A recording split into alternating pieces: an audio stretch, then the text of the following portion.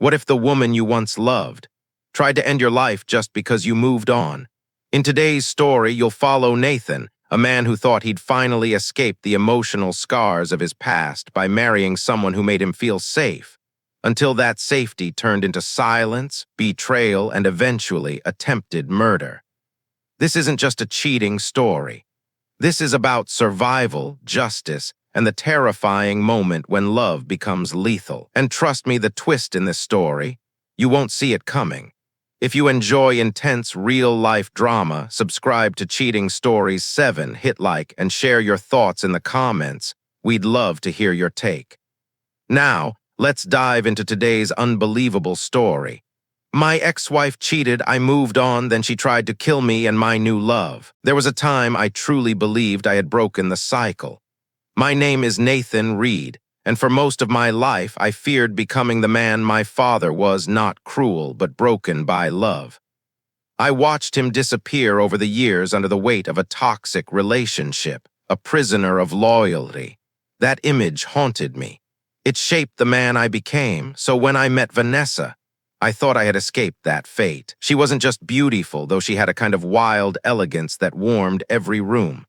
What captivated me was how safe she made me feel. There was a gentleness in her laugh, an ease in the way she listened, and a calm presence I didn't know I had been searching for. We met on Instagram, a modern love story, I guess. She left a cheeky comment on one of my hiking photos, and from there the conversation never stopped. Late-night video calls, shared shows, inside jokes that felt like they'd existed for years. It all felt so easy. Maybe too easy, but I was cautious. I had grown up with chaos. I knew how to spot it, so I watched her closely, how she treated waiters, how she handled frustration, how she talked about her past. For 2 whole years, I waited for red flags, but Vanessa passed every test. She was patient when I went quiet, generous with her affection, and when I told her about the nightmares I still had from childhood, she didn't flinch, she held me. When I proposed, I wasn't just choosing a partner, I was choosing peace, safety, a life that felt like healing. We had a simple wedding by a lake. My best friend Kevin cried more than I did. My mom, who had long since left my dad, pulled me aside and whispered, "She's not like me, you're free now." And I believed her. Vanessa and I moved into a cozy 2-story house in the suburbs. She worked remotely in digital marketing. I had a mid-level job at a tech firm, not glamorous but stable. We built routines. Sunday mornings on the porch with coffee. Sticky notes in my briefcase with little jokes or sketches that made me laugh mid-meeting. Every once in a while, I'd catch her watching me with this soft smile, like I was the best secret she'd ever kept. And maybe that's what scares me the most now. How convincing it all was, how real it felt. Because if love can feel like healing, it can also be the perfect disguise for something far more dangerous. Not a kind of pain that screams or breaks dishes, but the kind that creeps in slow, like smoke you don't notice until you're choking. That realization came later. Back then, I was just a man who thought he had found peace, and I held on to that belief with both hands, unaware of how quickly it would all slip through my fingers. In the beginning, it felt like we were writing the kind of love story people envy from afar. Our home looked like something out of a catalog, not extravagant, but warm, lived in, full of tiny proofs of affection. The kitchen always smelled like cinnamon on Sundays. There was a playlist for every mood. We sent each other goofy selfies while at work. We made memories. At least I thought we did. Evenings were spent curled up on the couch, watching documentaries or planning weekend trips. She surprised me with new coffee flavors, left books on my pillow, titles she thought I'd enjoy. I used to text Kevin, "Man, I hit the jackpot." And I meant it, but somewhere beneath the smiles and our familiar routines, something began to shift, so small at first that I barely noticed. It started with silence, not the peaceful kind, the one that comes with comfort, but a silence that felt like distance, like being a stranger in your own home. I told myself it was normal, that every couple settles, that the honeymoon phase doesn't last forever, that we were just maturing, right? Then came the arguments, small things, the dishwasher, my shoes by the door, the almond milk I forgot to grab, but her tone sharper, her eyes colder. There was no build-up, No warning. One day she teased me about my messy desk. The next, she was yelling red-faced over something as trivial as forgetting to take out the trash. She had never raised her voice before. Now she did it often. At first, I tried to laugh it off, make a joke, break the tension. When that didn't work, I apologized, even when I wasn't wrong, because that's what marriage is, right? Compromise, endurance, grace, but deep down, a quiet voice whispered, "This isn't just a phase." Still, I clung to the version of her I married. I booked surprise weekend trips, showed up with flowers on Tuesdays, cooked her favorite meals, woke up early to brew her favorite coffee, and sometimes it worked. She would lean into my chest at night and whisper, "I love you." And I'd believe her because I wanted to, but love built only on hope is fragile. It needs truth, not illusion, and what I didn't realize then was that behind those fleeting moments of warmth, something darker had already taken root, something I couldn't name yet, but would soon feel in every corner of my life. The trouble with red flags is they rarely wave in your face, they whisper. Looking back, the signs were everywhere, but I was too in love, or maybe too afraid, to listen. Vanessa started asking for more space. At first, it sounded reasonable. She worked from home. I didn't. She claimed she needed time alone to reset. I respected that, but space turned into distance. Nights out with friends I had never met. Phone calls in the hallway. Whispered laughter behind closed doors. Sudden passwords on her phone and laptop. When I asked, she rolled her eyes. "You're being paranoid, Nate. You work too much. You're imagining things." And like a child being scolded, I backed down. I blamed myself. Maybe I was too clingy. Maybe I was boring. Maybe I wasn't giving her enough attention. But her eyes had changed. She didn't look at me the way she used to. Her smile no longer touched her cheeks. Her affection, once warm and constant, had gone cold. Sometimes I'd walk into a room and feel like I was interrupting something. Even if nothing was happening, she'd fumble with her phone, look startled, then ask, "What are you doing home so early?" Touch became rare, kisses quick and hollow. Our intimacy faded until it vanished completely, and still, I made excuses. Her father had passed away recently. Maybe she was grieving. Maybe this was trauma. Maybe, just maybe, we could fix it. So I suggested therapy, couples counseling, anything to bridge the growing distance. She agreed reluctantly. And after one session, she exploded. She called the therapist a fraud, accused me of setting her up, said the whole thing was a trap to make her look unstable. Then she stormed out. That night, she slept in the guest room, and I lay in our bed alone, staring at the ceiling, wondering when the woman I married had disappeared. Or worse, had she ever really been there? But I wasn't ready to face that truth. Because once you admit something is broken beyond repair, you have to decide what to do with the pieces, and I wasn't ready for that. Not yet. I still remember the hopeful ache in my chest when I scheduled the appointment. It was a Tuesday morning. Vanessa had just stormed out after yelling at me about the way I folded her laundry. A petty trigger, but we both knew the argument wasn't about laundry. I stood in the quiet hallway, staring at the space she left behind, and I thought to myself, I can't keep doing this. So I did what I believed any husband should do. I tried to save us. I searched for a licensed couples therapist with great reviews, someone neutral, someone who could help us talk without it becoming war. I paid out of pocket, let her choose the time, made it easy for her to say yes. She came, late, but she showed up. I thought that was a win. The office was warm and quiet, soft lavender scent, shelves of books, a brown leather couch. The therapist, Dr. Lin, was calm, kind, and professional. Vanessa barely made eye contact. We sat across from each other. My hands trembled. Hers were locked tight in her lap. Dr. Lin opened gently, asking how we each felt about the relationship. I spoke first. I talked about the silence, the distance, the tension, but also the love, the history, the hope. Vanessa scoffed. Then Dr. Lin asked her a simple question. When did you start feeling emotionally distant from Nathan?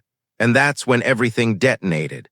Vanessa's voice rose instantly, words sharp, accusatory, wild. She accused the therapist of blaming her, said I had manipulated the whole session, and even called Dr. Lin sexist, which was absurd considering they were both women. Then she cried, not the kind of crying that comes from deep pain. No, this was tactical. She sobbed, pointed at me, and wailed. He's trying to make me look crazy. This whole thing is a trap. I sat frozen while Dr. Lin calmly tried to de-escalate, but Vanessa was already gone emotionally, mentally. She grabbed her purse and stormed out, slamming the door hard enough to rattle the picture frames. Silence. Dr. Lin looked at me with soft, sad eyes and said, "Nathan, you can't fix someone who doesn't want to be helped." I drove home alone, windows down, air rushing past me, but nothing felt clear. Vanessa was waiting in the kitchen when I arrived, arms crossed, eyes cold. "You better not schedule another one of those ambushes again," she snapped, and that was it. The door to healing slammed shut. I had tried, but she made it crystal clear. She didn't want love to be saved. She wanted it to surrender. After the therapy debacle, something inside our marriage just shut down. There were no more shouting matches. No tears, no fights, just silence, but it wasn't peaceful. It was heavy, hollow. We slipped into a rhythm so lifeless it felt like cohabiting with a stranger. We still shared a house, still shared a bed, but nothing else. In the mornings, we barely spoke. She sipped her coffee, eyes glued to her phone. I pretended to read the news, though mostly I just watched her from across the kitchen island, wondering who we had become. Sometimes we talked, but only about groceries, bills, errands, logistics of a life we were no longer living together. At night, we ate dinner in front of the TV, laughing politely at sitcoms we didn't really enjoy. Then we'd go to bed, side by side, worlds apart. There were no kisses, no touches, no warmth, just absence. And I didn't even know who to blame anymore.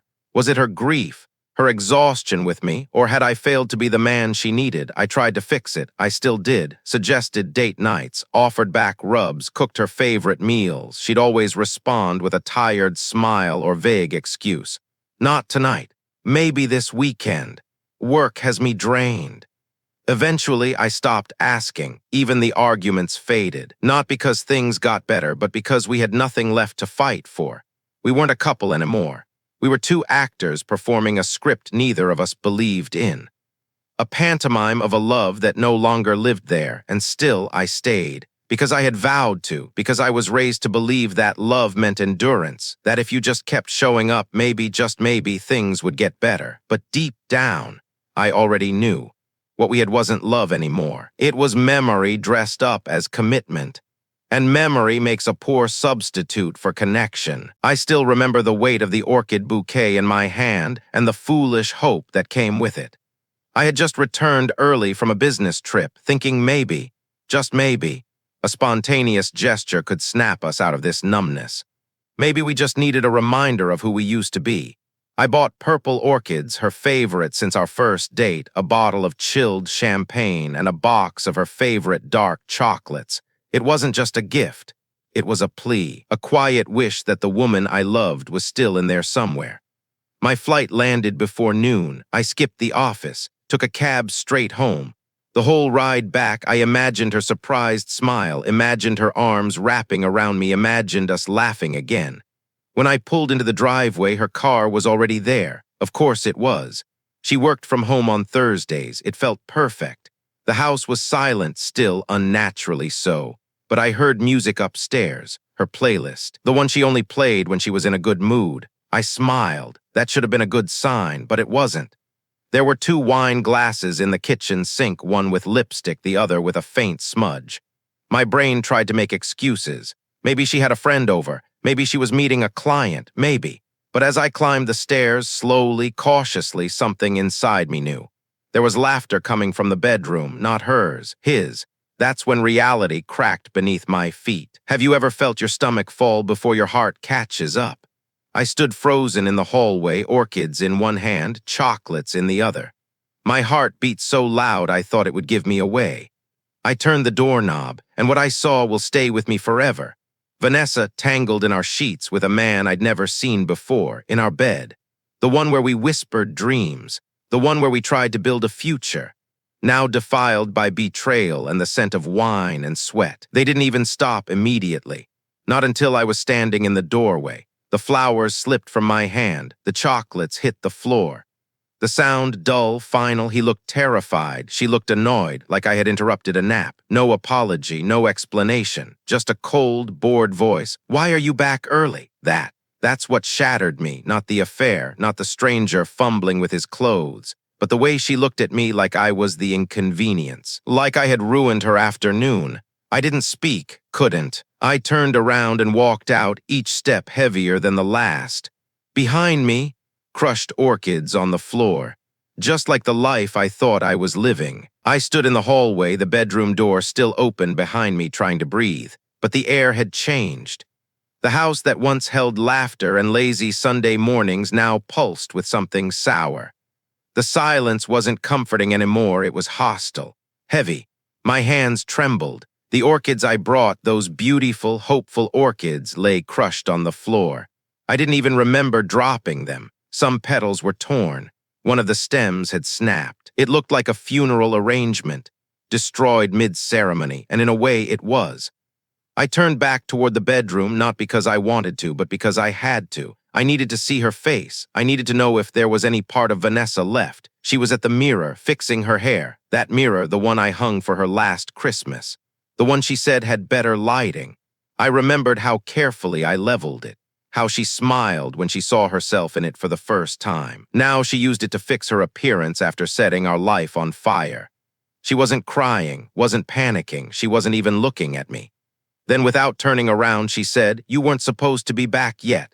No apology, no guilt, just logistics. That line, it hit harder than any scream ever could. Something snapped inside me, not rage, not even sorrow, grief, the raw kind, the kind that doesn't scream, it sinks. I stepped further into the room. Her affair partner was gathering his clothes, eyes down.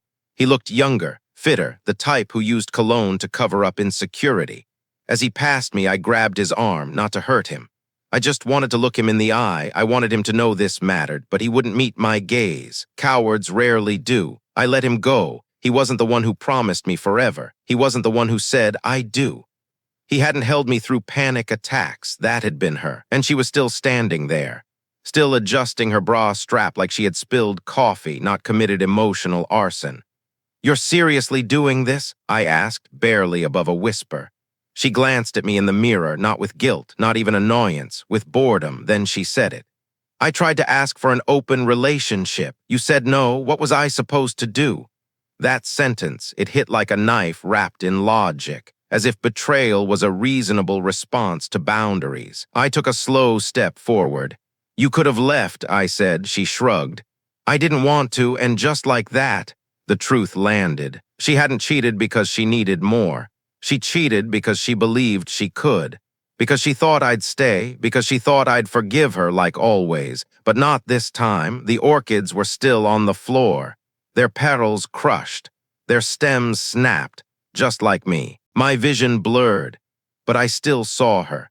Vanessa standing there, completely unfazed. She didn't cry, didn't plead, didn't even act surprised. It was like she had already rehearsed this moment, and in her version, I was supposed to walk away. Quietly, powerless, but I didn't. I stepped closer. Not because I had anything left to say, I didn't, but because something primal had cracked open inside me. 6 years of love, of betrayal, of denial, all collapsing into one dangerous impulse. She caught my reflection in the mirror and scoffed. "This is why I couldn't talk to you," she said, brushing her hair with calm disdain. "You're too emotional." That was the moment. Something in me snapped. My fists clenched not to strike, but to feel something, anything. The room tilted. My breath came short. I saw red, but I didn't raise my hand. Instead, I reached out and grabbed the collar of the shirt she was wearing. It was the one I bought her for her birthday. Dusty rose, soft cotton. She'd called it perfect.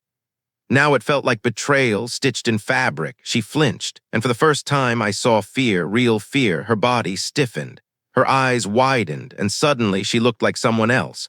And so did I, because I wasn't looking at Vanessa anymore. I was looking at my mother, that same wide-eyed terror I had seen as a boy, watching her shrink beneath my father's anger. That's when I froze, because I had made a vow I would never become that man, the one who used pain to answer pain, so I let go. The shirt fell back into place, wrinkled, lifeless, like our marriage. She staggered back, maybe from fear or maybe from the realization that I still had something she didn't control. I stepped away, my hands still shaking, but they were open now. "I'm not like you," I whispered. "I won't hurt someone to feel powerful." Her eyes narrowed. That flicker of fear, gone, she smirked. So what now? You walk away and play the victim? But I didn't answer because there was nothing left to say. I turned, stepped over the crushed orchids without looking down. Behind me, she muttered something, a final jab. I didn't hear it, didn't care. Rage wanted to own me that day, but I chose something stronger. Restraint. After I let go of her collar, something shifted in Vanessa. The fear, the flicker of it I thought I saw, vanished like it had never been there. She straightened her shirt, crossed her arms, and then came the attack, not with fists, not with screaming, but with words weaponized, rehearsed, soaked in self-righteous venom. "This is what I meant," she said coldly. "You're always trying to control me, this whole marriage. It's always been about you." I blinked, me, the man who brought her flowers, who made her breakfast, who begged for therapy, who stayed when everything inside me screamed to leave. She stepped closer, voice rising, full of calculated outrage. "I tried to talk to you about what I needed, but you shut me down. You refused to grow. You refused to evolve." Her tone was defiant, like she was making some brave declaration of independence. And then came the bomb. "That's why I asked for an open relationship. I was trying to be honest. Honest." I remembered the night she brought it up, wine-drunk, half-laughing, testing the waters like it was some edgy joke. I had said no, gently but firmly, because monogamy wasn't a cage to me. It was a vow, apparently not for her. Now she stood there, rewriting the story, framing herself as the misunderstood truth-teller. "You had your chance, Nate. I asked. You said no, so I did what I had to do." There was no remorse in her voice, no guilt, just justification, twisted and polished, and then the line that broke me. "I tried to cheat nicely." I stared at her, my stomach twisted. She said it like she deserved credit for keeping it secret, for being discreet, for sparing my feelings until I ruined the plan by walking in. I laughed, but it wasn't joy. It was hollow, a cracked sound from a man who had nothing left to lose. "You cheated because you wanted to," I said. "Don't dress it up in therapy words and call it healing." She scoffed. "I have needs, Nathan. You think just because you're loyal, that makes you a good husband." I didn't answer because she wasn't really talking to me. She was talking to her own guilt, trying to strangle it with excuses, but the truth didn't shout. It just stood there. Steady, cold, undeniable. She chose this. And now, faced with consequences, she couldn't handle the mirror, so she twisted the story. Because if I became the villain, she could keep playing the victim.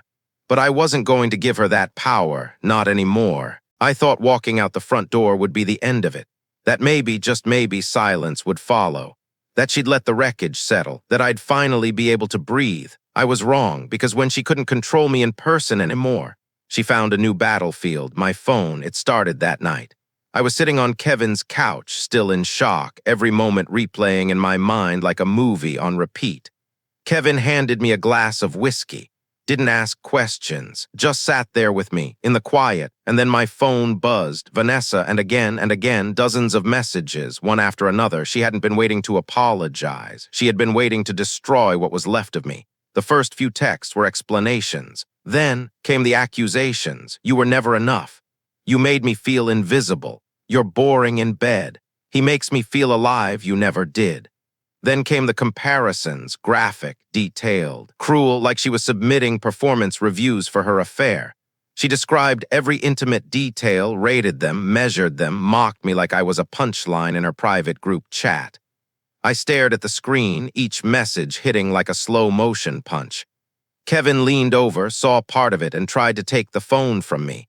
I didn't let him. I needed to see how far she would go, and she kept going. "He ruined me for other men. I faked it every time with you. I only stayed because I pitied you." Not once did she say sorry. Not once did she acknowledge what she had done. Instead, she tried to rewrite the story. She needed me to feel like I had ruined her, because I came home early, because I caught her, because I dared to walk away. She even called me selfish. Said I destroyed her happiness, as if I should have texted ahead before entering my own home, just to make sure I didn't interrupt her infidelity. It was the most deranged form of mental gymnastics I had ever seen. I didn't respond. I just took screenshots, every word, every threat, every twisted attempt to make herself the victim. Kevin looked over at one point, read one of the texts, and said it flatly. "This isn't love, man. This is war. And war. was exactly what she wanted. The next morning, I woke up on Kevin's couch. Stiff neck, pounding headache. 47 unread messages from Vanessa, each one more venomous than the last. But this time, I didn't feel broken. I felt focused. This wasn't love, wasn't grief. This was war, and I had been unarmed for too long. Kevin handed me a mug of black coffee, burnt bitter, then looked me straight in the eye. "You need a lawyer today." And I nodded, not out of panic, but clarity. The moment I saw her in our bed, I lost the marriage, but now she was trying to take everything else, my sanity, my dignity, maybe even my future, not a chance. I opened my laptop and started searching, one hand typing, the other still holding my phone, still screenshotting her messages. Every insult, every twisted confession, every threat masked as blame. Kevin leaned over, read one of the texts, and said, "She literally just admitted to cheating, in writing." I nodded. Good, let her keep talking. Because in our state, adultery mattered, and Vanessa, who worked part-time at a boutique and pretended to have a creative career, had already hinted that she planned to come after me financially. She used to joke about it, jokes like, "If we ever split, you better be ready to share that 401k." Now I knew she had meant it, but she underestimated one thing. I wasn't the man who brought her orchids anymore. I became methodical. I made folders, named them, backed everything up to the cloud. I took date-stamped screenshots, downloaded old emails, bank records, credit card statements. I even started recording every phone call. Paranoia, maybe. Preparation, definitely. Kevin watched me like I was transforming before his eyes. "You okay?" he asked. I looked up. "No, but I'm getting there." Later that day, I found him, Lucas Benton, divorce attorney, sharp. No nonsense, not the kind to sell hope, just strategy. I showed him the texts. He smiled, not kindly, but like a man who had just been handed a loaded weapon. "She gave us leverage," he said. "Don't delete a single thing." I didn't, because for the first time in this entire nightmare, I had control, and I wasn't giving it up again. If I thought Vanessa had run out of cruelty, I was wrong. The affair, just her opening act, the barrage of text messages, a warm-up, because once the divorce proceedings began, she went nuclear. She avoided being served for 3 weeks, changed her schedule, dodged calls, had her mother lie to the process server and say she'd moved to Florida. Eventually, they caught her walking out of yoga class, calm, glowing, water bottle in hand, like she hadn't just spent 3 weeks playing legal hide-and-seek. Then she waited the full 30 days allowed by law to respond, out of spite. Lucas, my attorney, warned me this would happen. "When people can't win emotionally, they try to win by delay," he said, and she did. Every appointment, she was late. Every document, accidentally misplaced. Every form, forgotten at home. She demanded an itemized inventory of every object in the house, down to the spoons. She even contested a $1.12 toaster. But the real gut punch, she wanted alimony. This woman who I caught cheating, who mocked me in graphic texts, who refused therapy and worked 15 hours a week for creative inspiration, wanted support. She demanded part of my 401k, half the house, and reasonable monthly payments for emotional distress. Lucas nearly laughed, but she wasn't done. She began stalling negotiations, changing demands mid-meeting, asking for absurd things like exclusive visitation rights to my dog.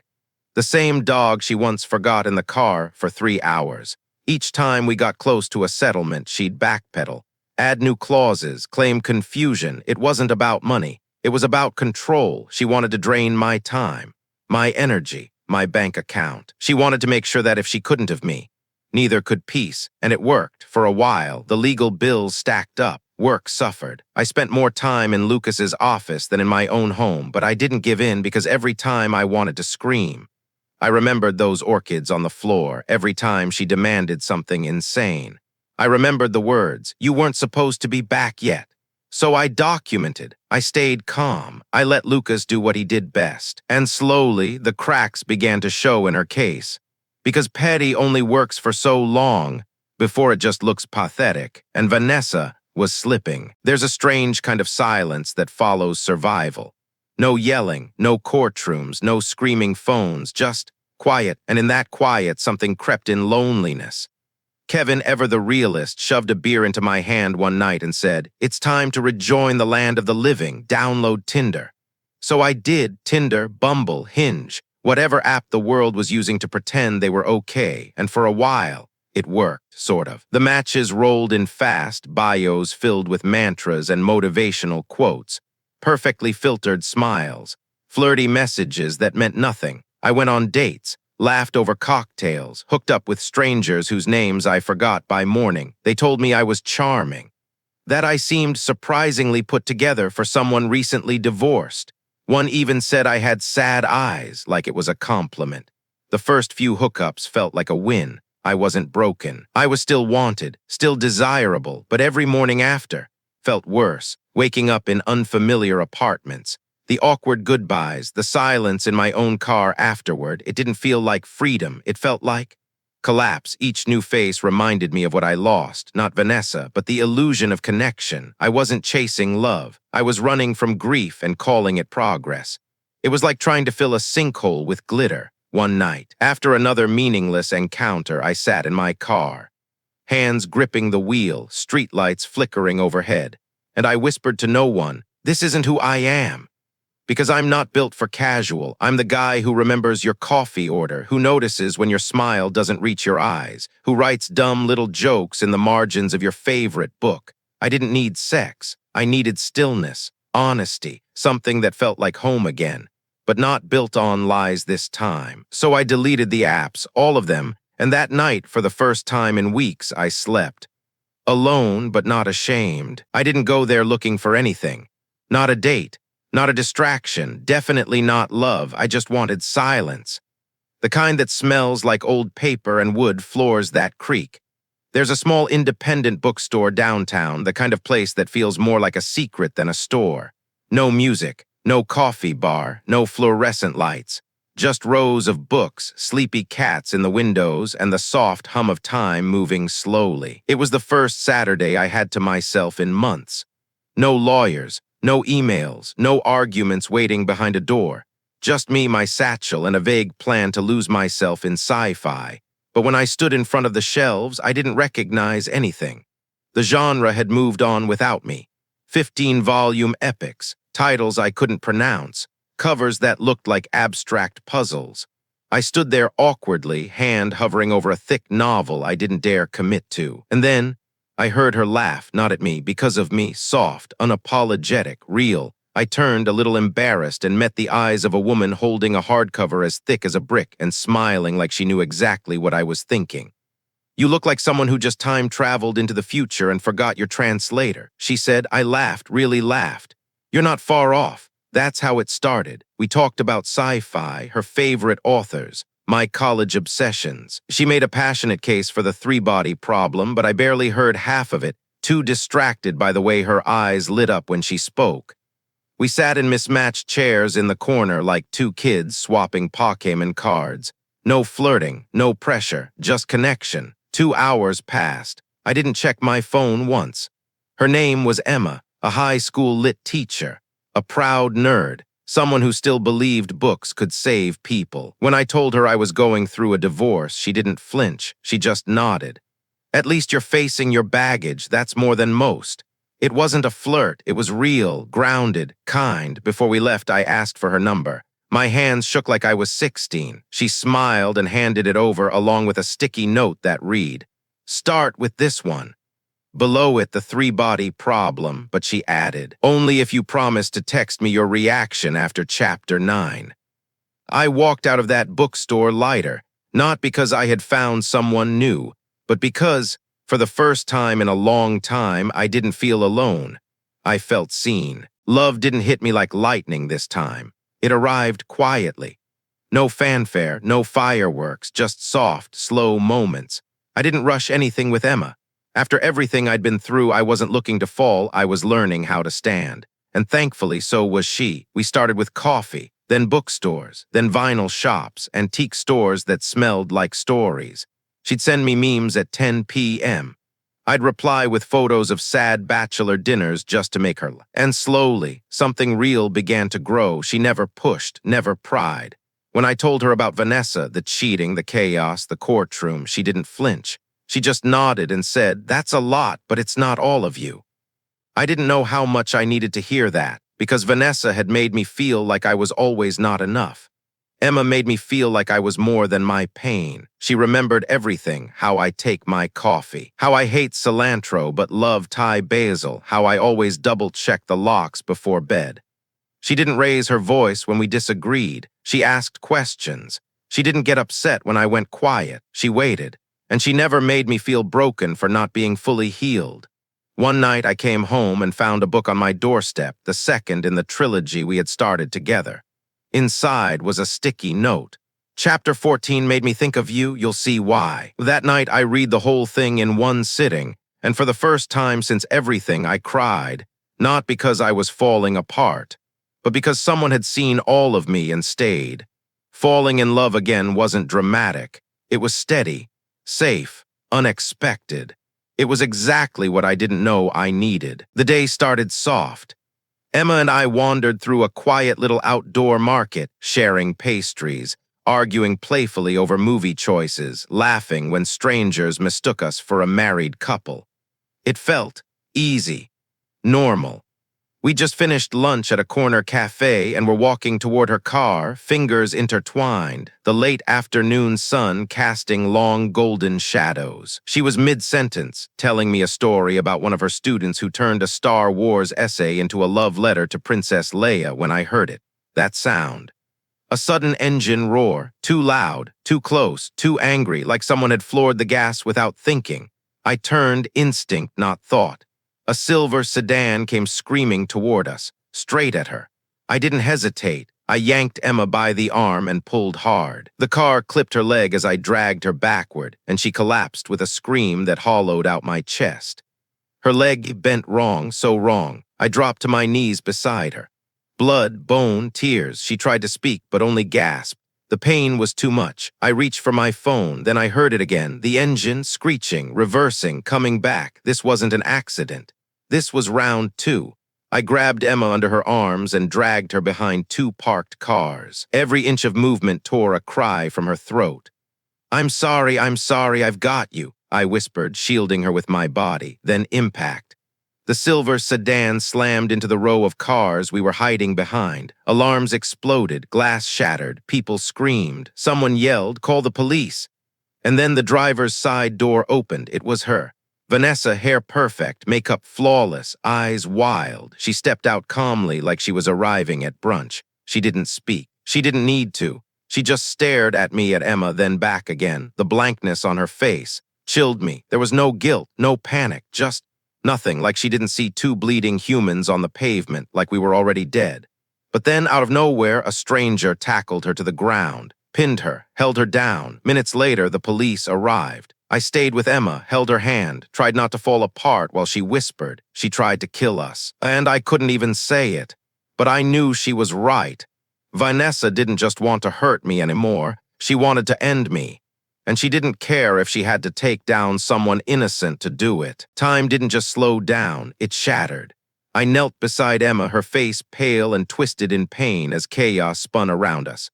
Sirens howled in the distance. People shouted, phones filmed. Car alarms screamed like wounded animals, but all I could hear was her breathing, shallow, shaky, terrified, and the pounding of my own heart trying to punch its way out of my chest. Then I looked up and saw Vanessa, still struggling in the arms of the stranger who tackled her, still fighting, still reaching, still trying to get to us, like a rabid animal that hadn't realized the hunt was over. And in that moment, I didn't see my ex-wife, not the woman who kissed my forehead every Sunday morning, not the one who laughed at my dumb jokes. I saw a monster, unhinged, consumed, eyes empty of humanity. The officers rushed in. Vanessa shrieked. "It's only been a year and you're already walking around with that." Her voice, jagged, venomous, sliced through the air like broken glass. People gasped. Cameras zoomed in. She was unhinged, screaming insults, claiming I betrayed her. Calling Emma every vile name imaginable, and Emma, still clutching my hand, still bleeding, still whispering through the pain, "I'm okay. I'm okay. I'm okay." A paramedic pushed me aside gently, started working on her leg. I wanted to stay beside her, but I was frozen, staring at Vanessa. They were cuffing her, dragging her toward the cruiser. Then she looked at me, eyes locked, And what I saw wasn't remorse, it was rage, cold, focused, undeniable. She wasn't sorry she did it, she was furious it didn't work. And when she screamed, "You did this to me," I understood just how far gone she really was. They shoved her into the squad car. She kept yelling all the way until the door slammed shut, and finally, silence. But not the good kind, not peace. The kind that follows an explosion. Thick, heavy, coated in smoke and disbelief. Emma was wheeled into the ambulance. Her hand never left mine until the doors closed. "I'll be okay," she whispered. Then, with a faint smirk, "But you still owe me Chapter 9. I smiled through tears, fear, and the aftershock that still rattled my bones, because that woman, my Emma, had just been run over and still found a way to anchor me, to remind me there was something worth living for. As the ambulance pulled away, I turned back to the scene. The shattered glass, the dented cars, the blood on the pavement, the monster in the back seat of a squad car, still beautiful, still deadly. Whatever was left of Vanessa was gone, and in her place stood something darker, something that nearly destroyed the only good thing I had left. By the time I got to the hospital, Emma was already in surgery, multiple fractures, torn ligaments, internal bleeding. The doctors said it could have been worse. A few inches higher, she might not be alive. I sat in the waiting room, gripping a styrofoam cup of lukewarm coffee, hands still shaking. Then my phone buzzed. It was Lucas, my lawyer. His voice was calm, too calm. "Don't worry," he said. "She's not getting out of this." And then he told me. Everything was on camera. Multiple angles, high definition, full sound. Turns out the mall parking lot was one of the most heavily monitored locations in the area. Dozens of security cameras, all recording every second. The approach, the first hit, the reverse, the second attempt, the crash, the crowd, the chaos, the takedown, even the part where Vanessa calmly checked her lipstick in the rearview mirror before stepping out of the car. "You're kidding," I whispered.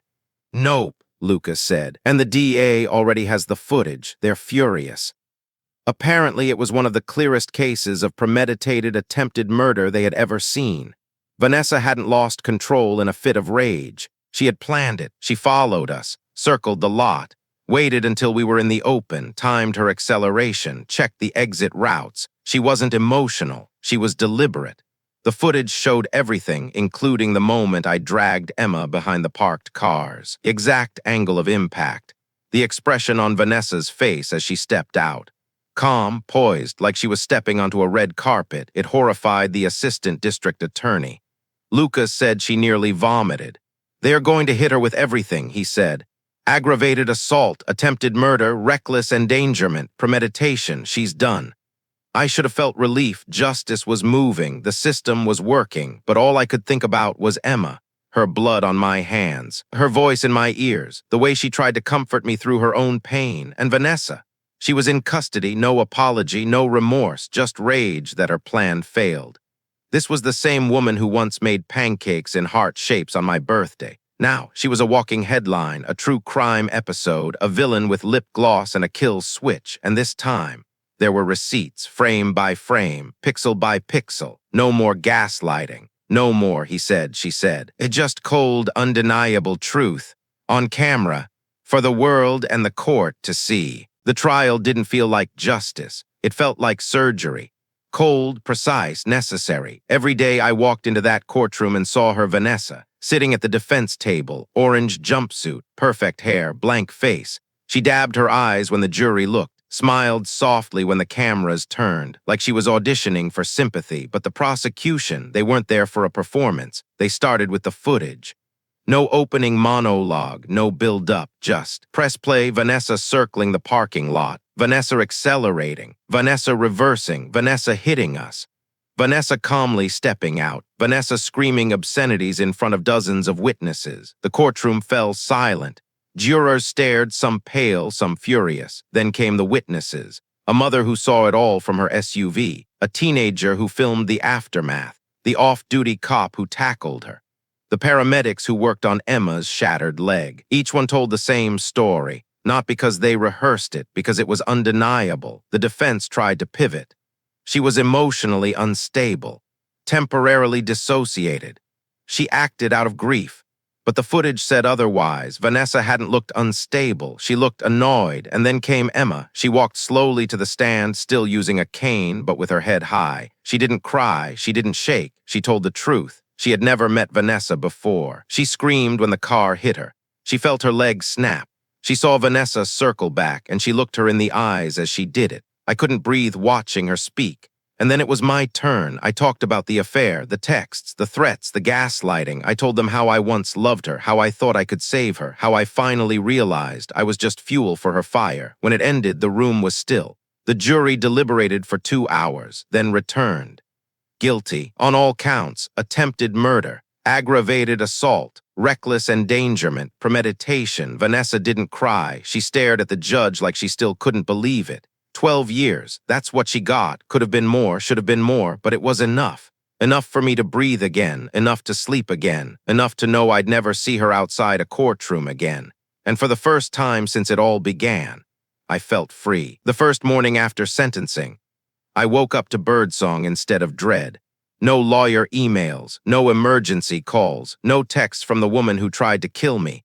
Just sunlight through the window, the smell of coffee, and Emma humming off-key in the kitchen. She was walking without the cane now, still a little stiff but proud. The pins came out a few weeks earlier. Physical therapy nearly done, her sarcasm never left. 12 years, she said, sipping her coffee. You think they'll let her redecorate her cell? I laughed, wrapped my arms around her. We weren't in the city anymore, too many ghosts. We found a small place near the lake, smaller, cozier, full of windows and warm wood floors, no bruised memories, no broken spaces, just quiet, just light. The bedroom, new sheets, new walls, no shadows. Sometimes I still hear Vanessa in dreams. But when I wake up, Emma is there, and the dreams fade. We still visit our bookstore. The cats remember us. The old man behind the register always gives Emma a knowing smile. Last week, she found a signed copy of a book I mentioned once, something I didn't even remember saying. But she did. She always does. I asked her to marry me last month. No grand speech. No fireworks, just us on the back porch, fingers intertwined, the sky soft and pink with early spring. She looked at me and said, "As long as you promise never to surprise me in a parking lot." We both laughed, but beneath the joke was something more. Survival, healing, love, not the kind that sweeps you off your feet, but the kind that stands beside you when you can barely move. The kind that waits, that stays, that builds something better. Sometimes when I pass a courthouse, or see a silver sedan, my chest still tightens. But it doesn't own me anymore. Vanessa will get out eventually. People like her always do, but I'm not afraid. Because what she tried to destroy only made me stronger. She didn't end me, she freed me, and for the first time in a very long time, I'm not just surviving, I'm living. And that's how Nathan's story ends, not in tragedy, but in freedom. From betrayal and heartbreak to courtrooms and chaos, and finally to healing and love. This isn't just a story about a cheating ex-wife. It's a story about survival, strength, and rising from the ashes of emotional devastation. But now I want to ask you, what would you have done if you were Nathan? Could you have walked away like he did? Or would rage have consumed you? Let us know in the comments below. And if you want to hear more jaw-dropping stories like this, don't forget to like, subscribe, and hit that notification bell so you never miss an update from Cheating Stories 7. Thank you for watching. And remember, not all betrayals end in ruin, some lead to rebirth.